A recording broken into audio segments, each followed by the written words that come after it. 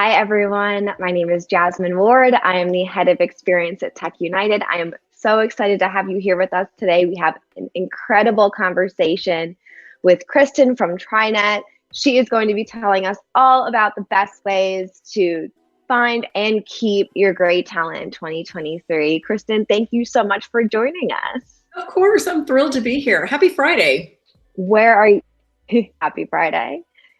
From where are you virtually joining us today? I am virtually joining you from Memphis, Tennessee, the Blue City. Wow, fantastic. It is. It is. We finally got our cold chill. Finally feels a little like winter around here. I think us New Jersey people might be over that already at this point in time. Yes, but I would imagine. The novel has worn off a little bit. I think so. Well, and somebody was asking me the other day, well, what's the temperature? I said, oh, it's really cold. It's 40. And they were, I was calling somebody in upstate New York, and they were like, talk to me when it's in the 20s and we'll chat. Talk to me when 2 feet of snow.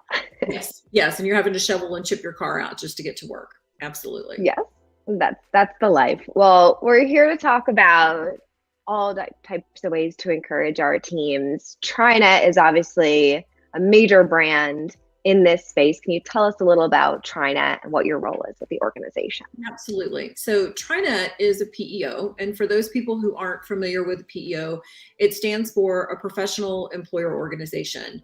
So we become essentially the employers of record for our clients' employees. And this allows us to do some of the, more back end work, such as payroll, benefits, compliance, risk mitigation, and then some of the work that my team does, which is on the organizational development side, kind of the fun part of how do we keep and maintain these people that we've struggled to try to find. It's a legal construct, and we typically support small and medium-sized businesses, really allowing our clients to focus their attention on the things that they really want to do, which is the innovation and the creativity and the things that they're bringing to the market. Fantastic. I want to get right into the meat of this episode, because you obviously have such an incredible depth and breadth of knowledge within your role. The big thing that I've been hearing, and I'm sure you've been hearing as well, is that the role of the manager has changed just incredibly over the last couple of years. How have you seen that role change, and how are you supporting managers and leadership as they look to continue growing and motivating their teams? Yeah, it is. It's top of mind for many people, because we have seen now that managers have had to divide themselves. And we've known for the longest time, organizations are very flat, right? So managers have got as much to do as the employees that they support. But what we're seeing is that managers are really needing to carve out time to work with their employees and to understand what drives them. We've also seen a shift to this real recognition that remote is here to stay. It's not going away. We've had some clients that have come back and said, hey, we'd like to bring people back in the office. And, our response is, great. Let us know how that works for you.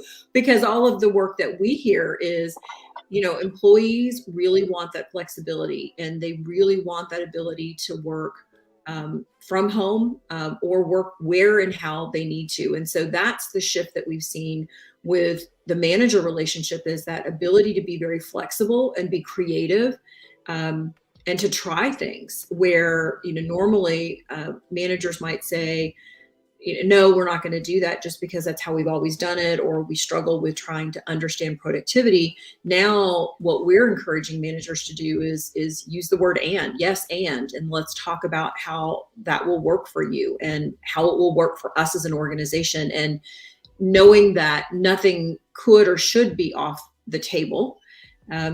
And being really transparent. Often the leadership has sometimes held a lot of things close to them without sharing, the why behind the rationale. And so we're finding that managers have had to really shift just their communication style and what they're prepared to share and how they're prepared to share it. So that's probably the biggest thing that we're seeing from a manager perspective. Absolutely. Well, first, I love that you have that kind of improv mindset, like that yes and. That's key to any improv scene, right? Like it is, isn't it? Yes and. Yes, and as everybody learns that, and if you've ever taken an improv class, that's the first thing they teach you. You never stop. You always keep going, and really being flexible, I think, is definitely something that every manager has either learned or strengthened over the last couple of years. Or they're getting a bath by fire and having to really Yeah. learn this skill. And it is Yes, a skill. I mean, absolutely. managers that are doing well and who are thriving in this environment are those that are being very adaptive and willing to explore. And the word is iterate. And those folks that are listening who are in an agile world will understand that iteration, where you try something and if it doesn't work, you go, okay, it didn't work, and here's why it didn't work, but Sure. let's not throw it out. Let's try something else. Is there somewhere else that we can meet so that as an organization, we do what we need to do, but we support you as an employee equally? Absolutely. I have a couple questions on that, and they all kind of stem into the work culture. You talked a lot about being more flexible, a little bit more transparent, how things might go with remote work. I think a company's stance on remote work plays into work culture. So I want to kind of talk about that first. You just said earlier, like, let us know how that goes. How important is a company's not only stance on remote work, but their approach to the overall kind of like workday work culture? How does that play a role here in keeping your team? Yeah, it's interesting because culture is, it's a squishy topic, candidly. And, people go, well, how do you define your culture? And I think what we've seen typically is that employers are now having to incorporate the remote and the flexibility as components of their culture, and to be open to that and understanding. What we see right now, again, employees want flexibility, but they also want to feel a sense of purpose. And that is really one of the things that I think most resonates with most people. Because if I ask you, Jasmine, like, why are you here? What is your role? Being able to connect why you exist to the overall mission of the organization, it makes you feel a part of something bigger. And as human beings, that's the holy grail. We all want to know that we matter, and that we're valued, and that the contributions that we bring to the organization are important. And that's, I think, the biggest thing. And that the biggest challenge with the new environment is, how do you continue to create that purpose in a remote environment? It requires a very deliberate and planful approach. Whereas before, you could just have water cooler talk, or, hey, let's go grab a bite to eat. And you don't have that anymore. And so it requires a very planful approach that a lot of managers have struggled with. And, what we always tell people is, hey, if it's not organic for you, then calendar it. If you need to put it on your calendar that you need to do a check-in with your employees to create that connection, then that's something that, we would encourage you to do. And there's no fault in doing so. Would you say that carving out that intentional time, whether it's one-on-ones or even a 15-30 minute like virtual happy hour or coffee, coffee talk, water cooler talk, I've been seeing people, especially in this hybrid world, carve out that time intentionally to not talk about work during the workday, to give that time and space, separate a little bit, recharge, connect as humans with their employees. Would you say that that's something that you've seen is more of like an interview question as companies are looking to hire their teams, where potential new employees are asking really critical questions about what are you doing about employee wellness and just sort of support overall beyond compensation? Like, is this part of the overall package now, like a mandatory piece of how modern day employees are looking to enter a new company? That's a great question. It is interesting because a lot of the work that my team does, and just to backpedal,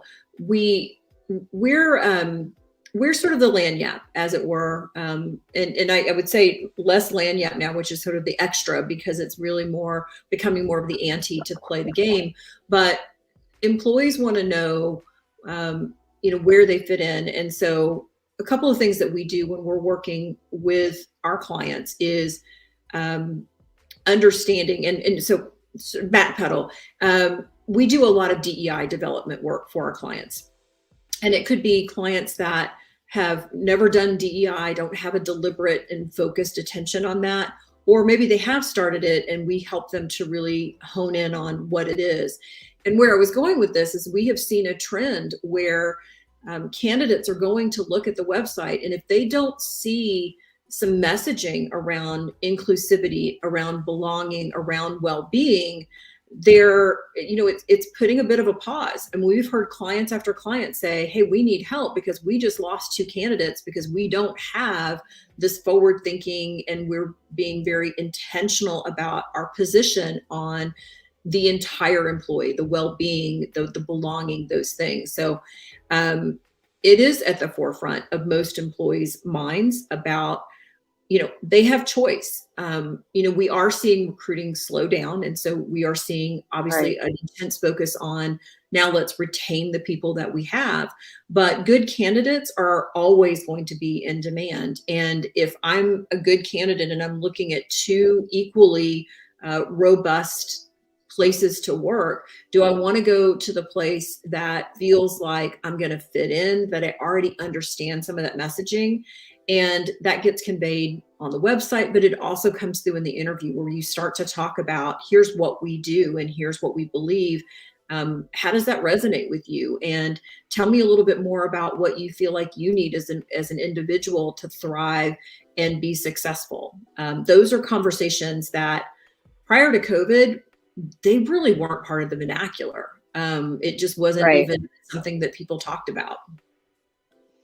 Absolutely. I think it all goes back to what you mentioned at the top of the show, right? Like everyone is a core person. They want to feel valued. They want to be supported. They want to feel like they're contributing and what they're doing is meaningful. It's 40 plus hours a week of your life, right? Like you want to feel like you're a part of something. We've been hiring recently, and every single interview has asked about either what's the culture like, how do you approach your work day, how do you communicate as a team, what are the team values? And not only is it great to hear those questions, but I think for a long time, people weren't thinking about how important that is to selling yourself as a business to the potential new hire. Like you're kind of selling yourself as much as they're selling themselves. You want them to be excited about working with you and feel like what you're doing aligns with them. And it's not always a perfect fit. That's why the interview process exists. But feeling like you've got that match and that they're going to feel rewarded, not just by the salary and their outcomes, but by the environment for which they're spending their time, I think is probably equally beneficial, right? Yeah. I mean, it's employees give, I mean, we're remunerating them through compensation and through benefits and other things, but it is a give and take. And I think that's the biggest shift that we've seen is that employees now feel more empowered to ask for what they need and to want to work for organizations that are equally as invested in them. Sure. Another question that comes up, not along the same lines of well-being, but what does my career path look like with your organization and where can I grow and learn? And that's an area, I mean, frankly, that's an area that we help with. We help with clients to understand what their retention and their career development and what those paths are. And many organizations, either because they didn't have a formal structure or they were small enough where there isn't this career ladder where you can go from point A to point B, have shied away from those types of conversations in the past. Yes. And we're really strongly encouraging them to lean in. Employees want to know, hey, what's next for me? Where can I go next? And employers need to understand that maybe that next isn't with you, but you're going to have significant loyalty with those people when they feel like you care about them as an employee and you're invested in their personal development, whether it's with you and you get to maximize them while they're there, or, you set them free and they go out to the world and they find that next big opportunity. Sure. That's actually my last question. You mentioned smaller companies. A lot of the folks in the Tech United membership are smaller businesses or startups that are really just getting their feet under them. Many are first-time CEOs, managers, kind of going about this as they go through it, right? Building the ship or flying the plane as they're building it, whatever the expression is, right? Yes. So they likely don't have the time and the bandwidth to maybe do all of these things that you've mentioned on Right. this episode, right? Like if there was one key thing that you would tell them, like that's the best shot at them retaining and motivating their team, what would that be?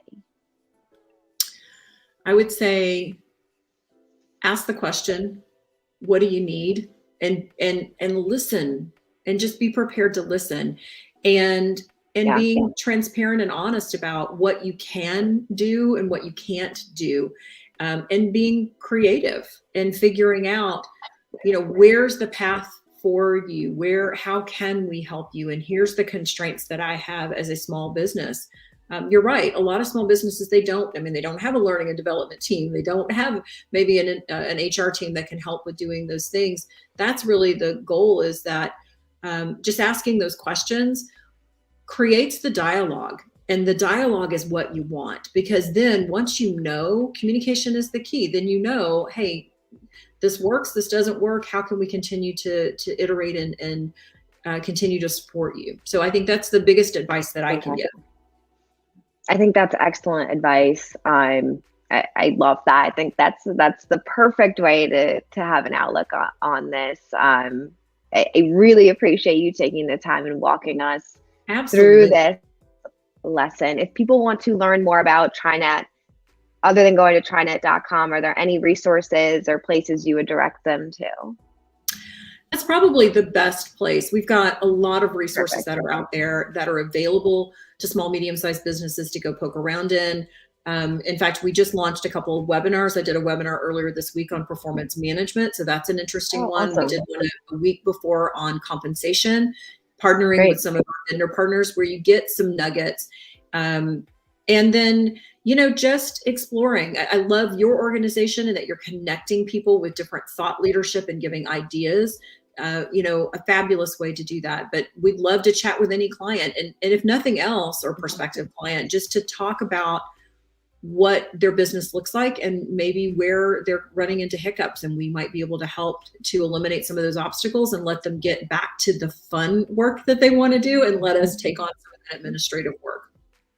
Awesome. I love that. Well, we know TriNet's been an amazing partner. I've gotten to know the team over the last year, and they're not only just incredibly generous with their time and very, I would say, also kind of creative and great listeners, but they've been super helpful, and they're always popping up at different Tech United events. So we'll continue to see you and the rest of the team next year.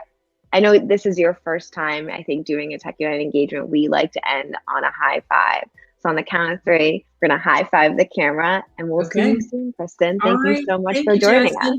Happy holidays and Happy New Year. Happy holidays. You too. I'm ready. All right. Oh, here we go. Thank you.